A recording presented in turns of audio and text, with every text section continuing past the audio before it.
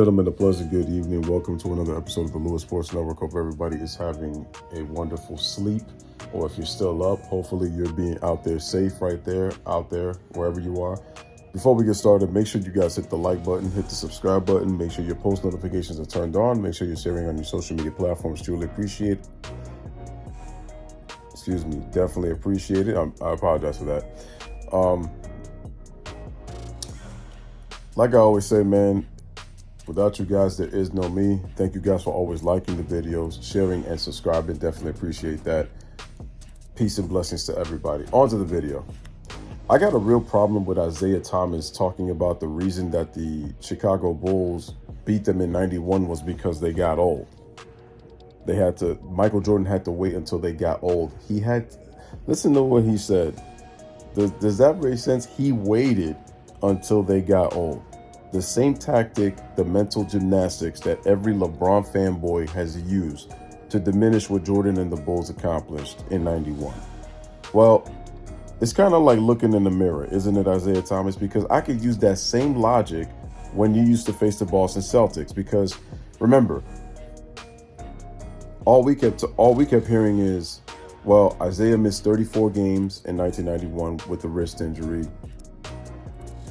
The Detroit Pistons went to 5 straight Eastern Conference Finals. They went to 3 straight NBA Finals, and they won back-to-back championships. So they were pretty tired. But the narrative was that Bill Laimbeer and Isaiah Thomas have created all these years later is that they got old. And if I remember, the only guys that really got old on that team were, what was it?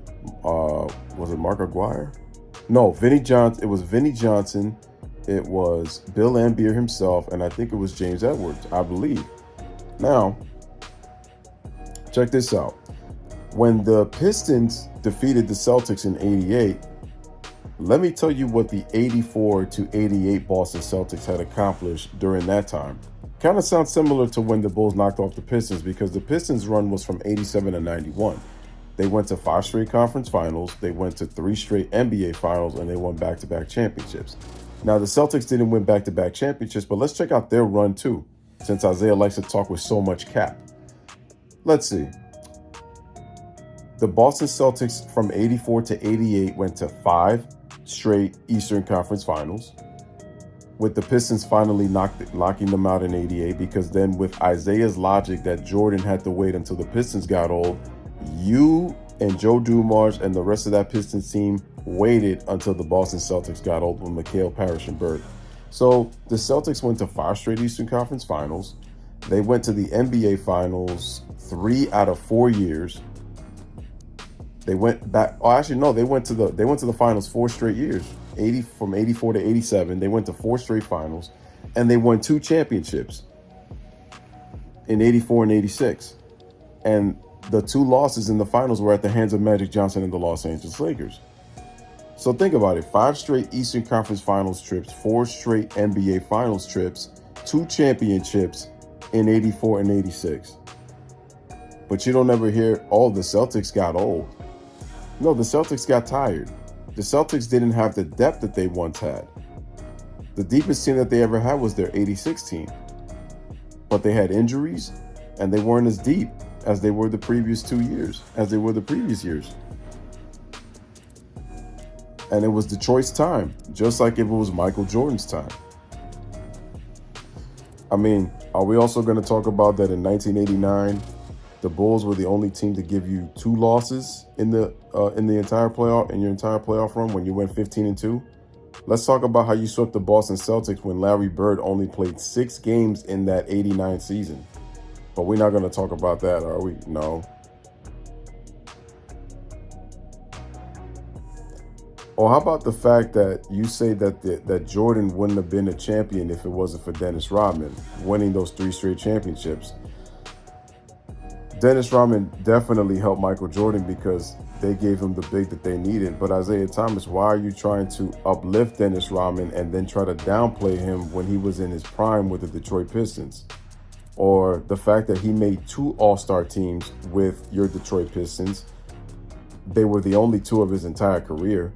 And how about he won back-to-back Defensive Player of the Years with the Detroit Pistons? And let's not also forget that he was guarding positions 1 through 3 in Detroit, whereas when he went to Chicago, he was guarding the bigger players at the 4 and 5 spot. Yes, which makes Rodman the most versatile defender. But let's also talk about the fact that 3 Pistons that played, 3 former Detroit Pistons that played on your team all won a championship with Michael Jordan. Do you know who those players are? That would be John Sally, Spider, that would be James Edwards, and that would be Dennis Rodman. That's why I say to Isaiah, man, it's kind of like looking in the mirror, isn't it? It really is. So like I said before, from 84 to 88, and then I'll do you one further, ladies and gentlemen. From 1980 to 1982, for the Boston Celtics, with the exception of 83, because I think in 83 they lost in the second round. They didn't make it to the East Finals that year. The Boston Celtics went to the Eastern Conference Finals in 1980. That was Larry Bird's first official his rookie year, in which the Celtics only won 29 games the previous year. They win 61 games and lose in the Eastern Conference Finals to Dr. J Sixers. 1981, they go to the NBA Finals and they win the championship, Larry Bird's first chip. And in 1982, they lose a 7-game series to the Philadelphia 76ers, and they end up losing to the Lakers in the finals, to the Sixers. But also people forget that in 81, the Celtics came back from a 3-1 deficit against the Sixers. So basically, if you discount 1983, from 80 to 82 and 84 to 88, the Celtics played a ton of basketball when you consider how much Larry Bird played during that time. And remember, they didn't get Dennis Johnson until, in the 83 offseason. So that's why Isaiah Thomas makes no damn sense in his logic with Michael Jordan. Because quite honestly, I could even go one further with Isaiah Thomas. Talks about how, he didn't have to face Kareem. And I'm like, Kareem was past his prime when you went up against him in 88 and 89. As a matter of fact, Kareem retired after the 89 season. The problem with Isaiah is he's too damn salty. Couldn't give Jordan his respect. And Isaiah Thomas said it himself in the documentary. If he knew the amount of backlash he was going to get, he would have took the high road and shook their hand. And you tried to make the excuse that the Boston Celtics did it. I'm like, you can't use the Celtics as an example because you were facing the Bulls.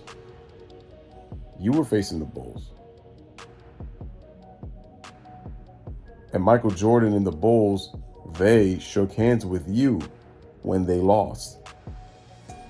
3 straight years. Yet you didn't have the balls to shake his hand.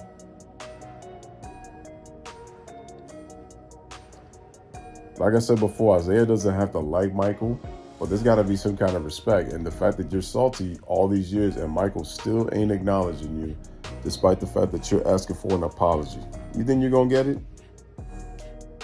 Yet all these years you talked about how nice Michael treated you, how nice Michael treated your kids, and all it took was the last dance, and you've been going on a rant, pretty much on a public rant for the last 3+ years. Could you imagine if you and Magic weren't cool again? What would that have done to you? I'm just saying. So, ladies and gentlemen, there's your boy Louis with another one. I just had to debunk that idea by Isaiah Thomas about how the Pistons got old and Jordan took advantage because they were an older team. But I just showed you the facts from the side of the Boston Celtics when the Pistons were coming up. Anyway, bless up, live, laugh, love. Thanks you guys for watching. Let me know what you guys think in the comment section.